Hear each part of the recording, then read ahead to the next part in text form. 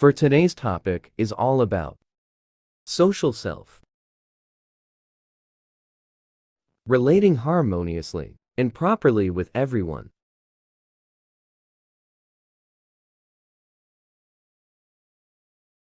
Social psychology. So, in general, social psychology is all about the study of the social relationship and interaction.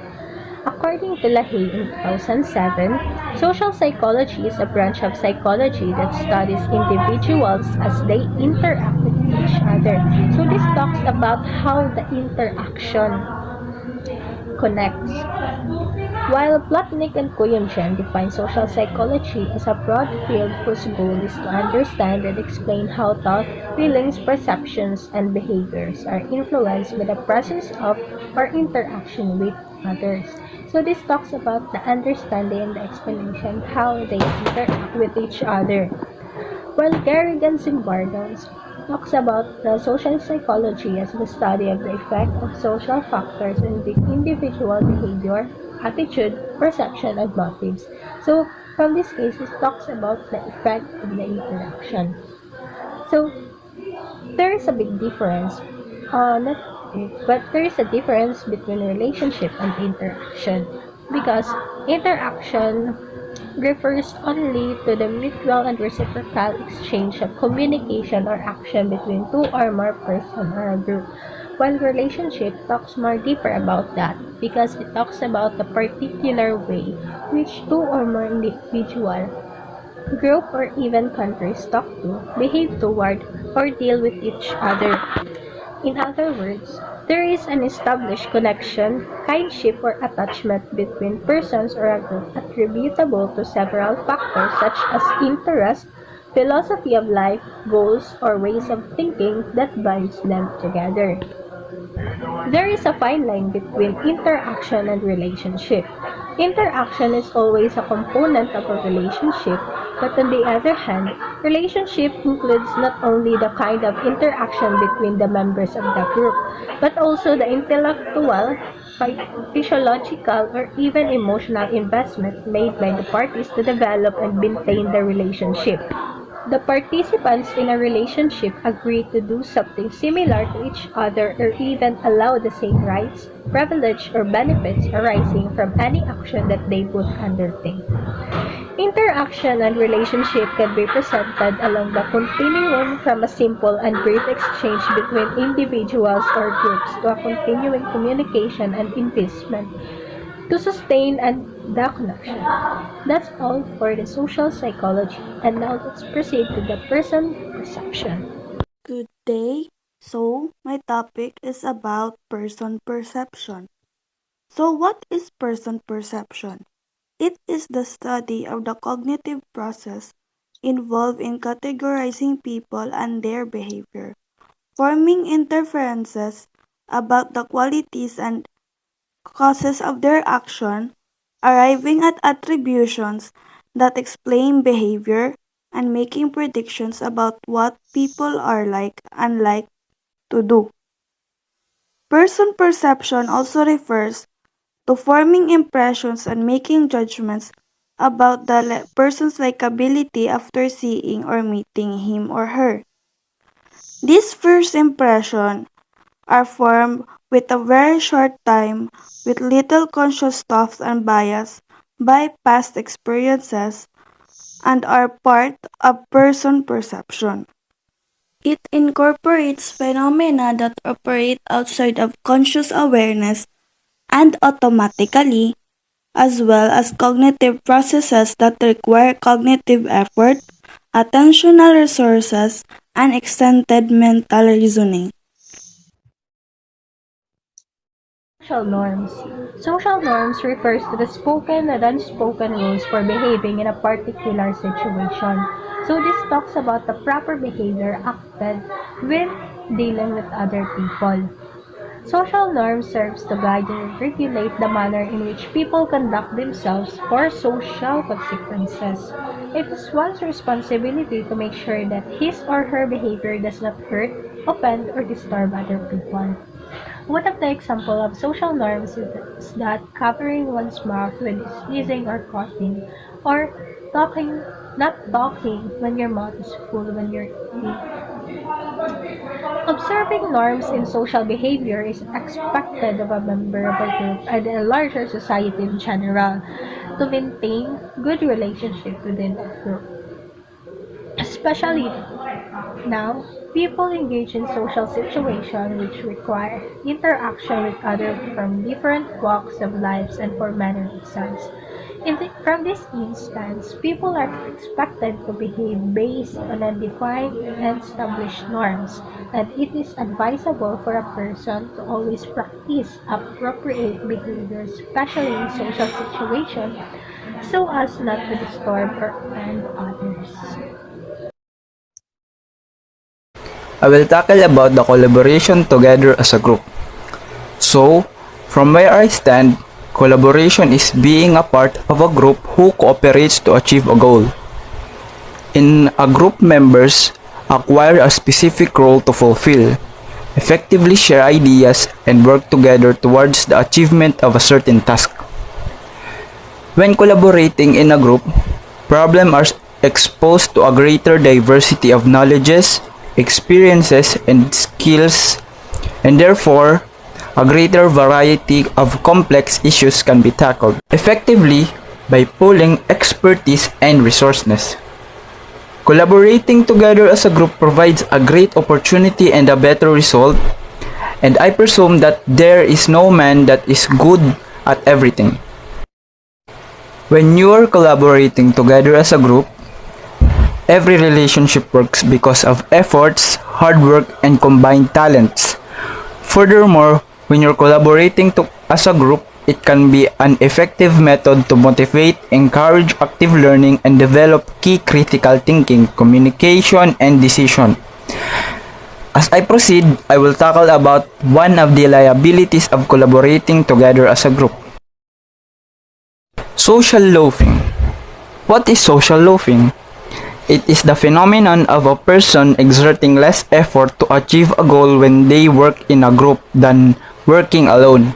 For instance, if there is a small number of customers present, then all the servers do not work even if they are all on duty.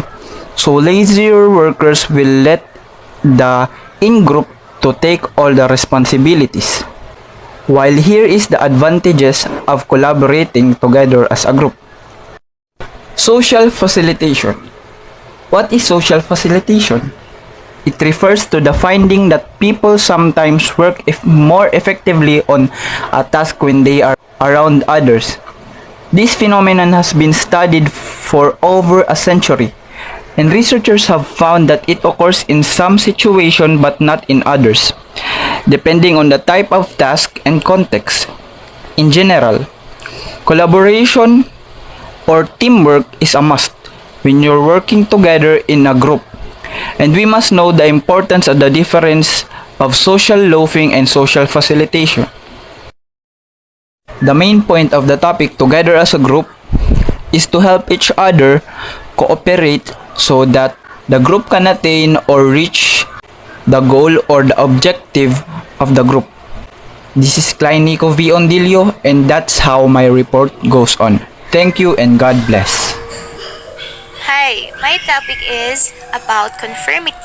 So, what is conformity? Conformity refers to yielding to group pressure to act as everyone does, even when no direct request has been made. By Leahy 2009. It is the tendency to behave like others in the group do. So, conformity involves changing your behaviors in order to fit in or go along with the group of people you belong or the people around you. In order to fit in, they establish some rules, policies, or guidelines.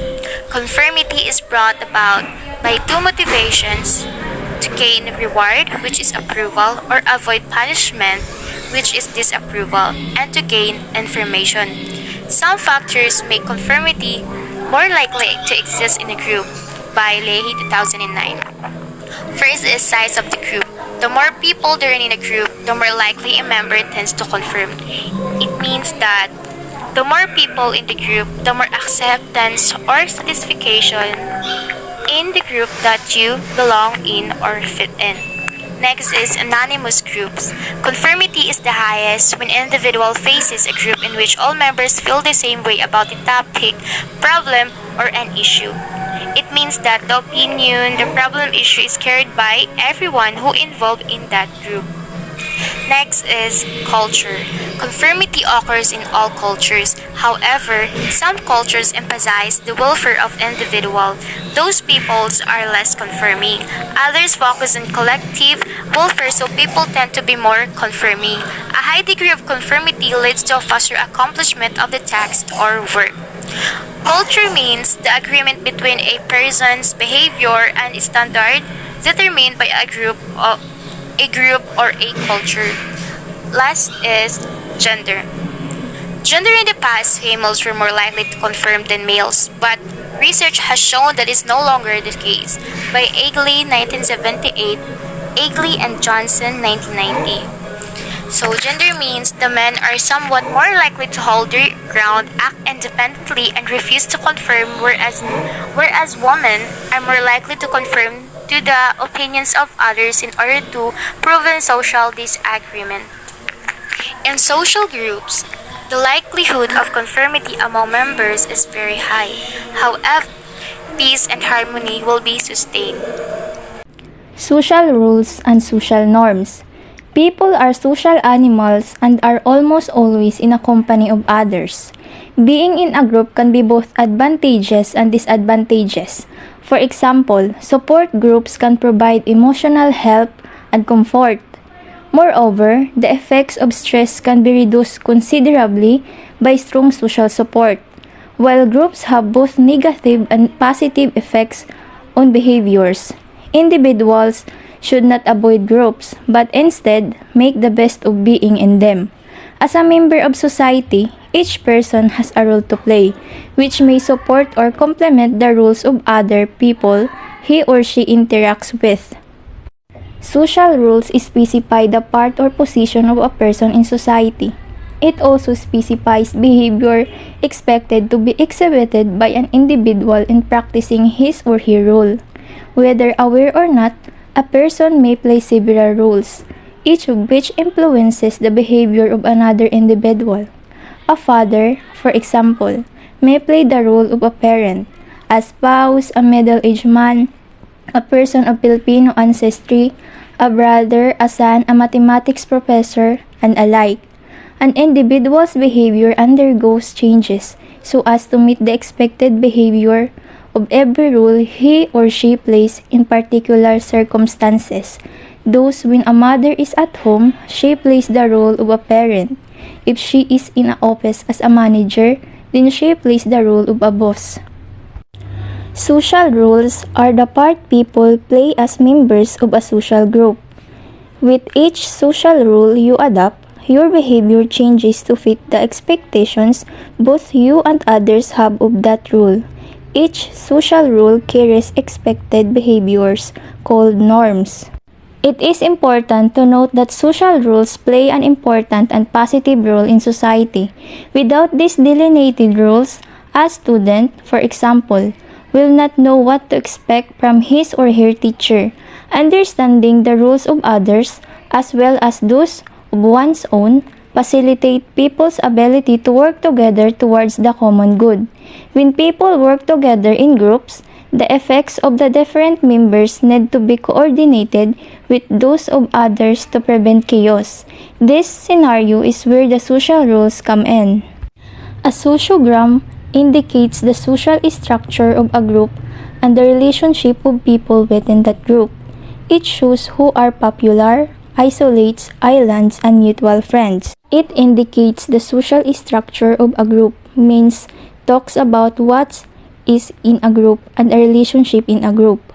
So it describes the structure within the society.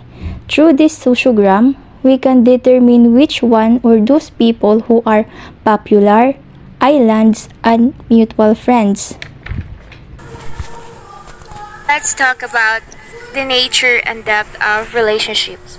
Relationships are among the most important aspects of our lives. They can be a positive or conflicted, but the lack of relationships could be the worst of all as it creates loneliness. So So, nature of a relationship means that kind of relationship you have with someone. Attraction may lead to deeper relationship.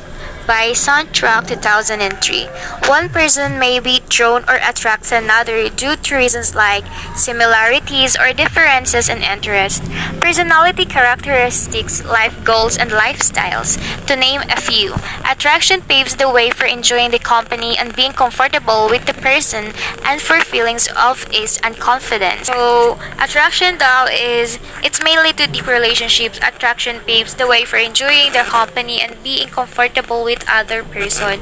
That may lead your feelings ease and to both confidence.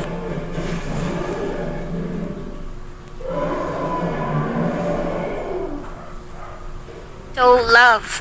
Love is a special attachment one has for himself or herself or for somebody else. It is an intense feeling of deep or constant affections and emotion in which person always sees to the good, happiness, and welfare of the other. Person is willing to sacrifice or to give up something for the good of the object of his or her love. It can manifest as love for God, spouse, children, family, or country, among others.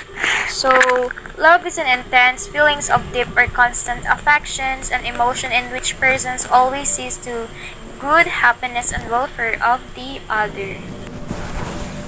So there are three most common kinds of love are as follows. First is romantic love, also called a passionate love. It includes an intermingle of different emotions, fear, anger, sexual desire, joy, and jealousy, among others. Poets and musicians laud the fairy passions of romantic love and the pathos and pain when it fails. It is one of the major reasons for getting married. In the study by Burstrid, Sander, and Omoto in 1989, college students chose romantic partner rather than a parent or a sibling as their closest relationship. These results suggest that college students put a higher premium on romantic relationship. So, romantic love is a type of love in which intimacy and passions are prominent in features.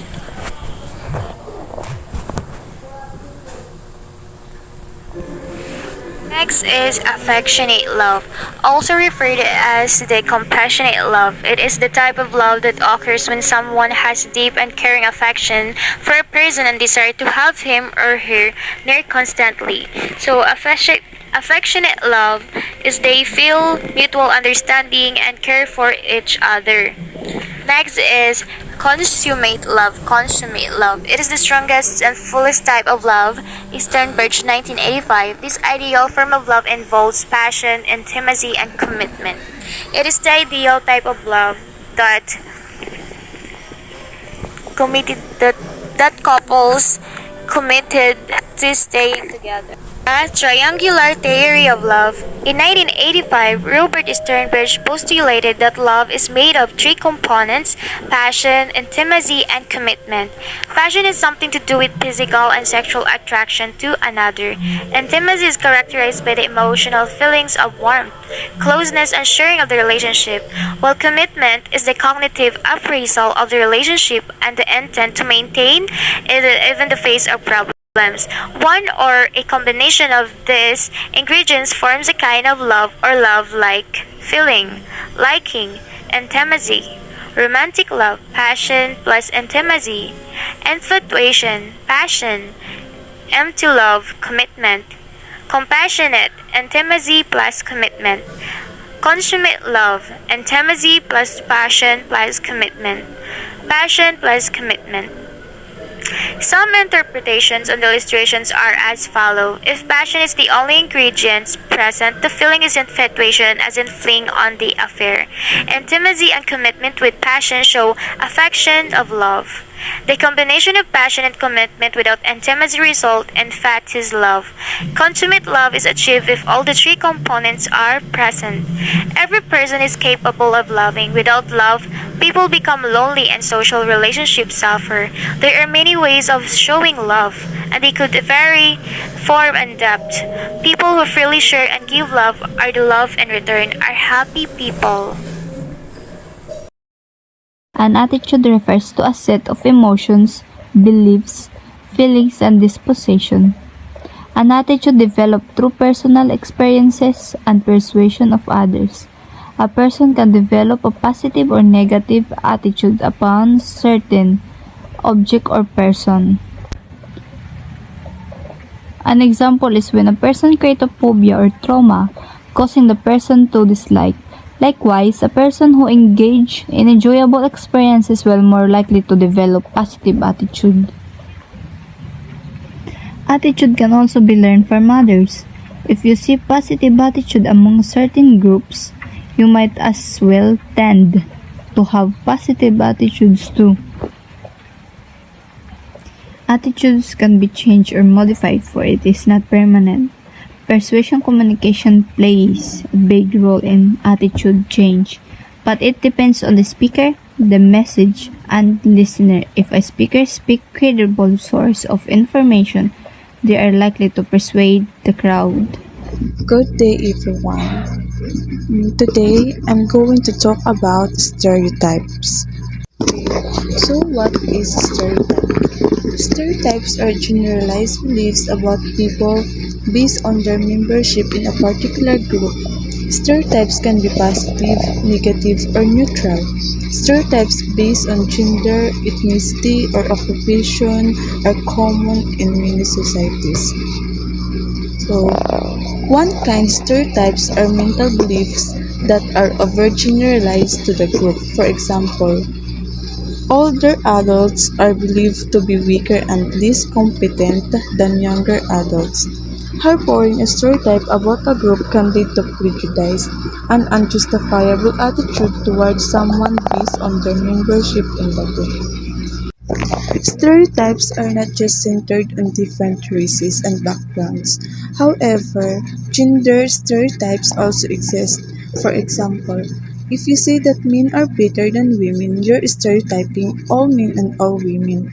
If you say that all women like to cook, you are stereotyping women. And sexual orientation stereotypes are also common. These stereotypes occur when you have negative views on gays, lesbians, and transgender individuals. People who have these negative views are often known as homophobic. So, why is it bad to stereotype? Stereotyping is not only hurtful, it is also wrong. Even if the stereotype is correct in some cases, constantly putting someone down based on your preconceived perceptions will not encourage them to succeed. Stereotyping can lead to bullying from a young age. Stereotyping can also lead people to live lives driven by hate and can cause the victims of those stereotypes to be driven by fear. For example, many gays and lesbians are afraid to admit their sexuality in fear of being judged. It is a lose-lose situation, both for those who are doing the stereotype and those who are victims. How stereotypes affect us? So, the reason is that we have a lot of identities, our gender, our race, our age, and about each one of those identities, there are negative stereotypes. And when people are in a situation for which a negative stereotype about one of their identities is relevant to the situation, relevant to what they're doing, they know they could be possibly judged or treated in terms of that stereotype. However, the researchers also point out that stereotypes can have positive dimensions that are able to boost individual or groups' performance. The power of stereotypes should not be underestimated. What we think about ourselves and also what we believe others think about us determines both how we perform and what we are able to become. As well as holding people's back, stereotypes and preconceptions can boost both individual and group performance. For example, if you belong to a group that is always exposed to the message, "we are the best," this can promote personal achievement. While we're often told believe in yourself, it can actually be more beneficial to focus on beliefs about your group, as group identity is a powerful vehicle for both personal and social change. And that's all for today's lesson. Maraming salamat po for listening.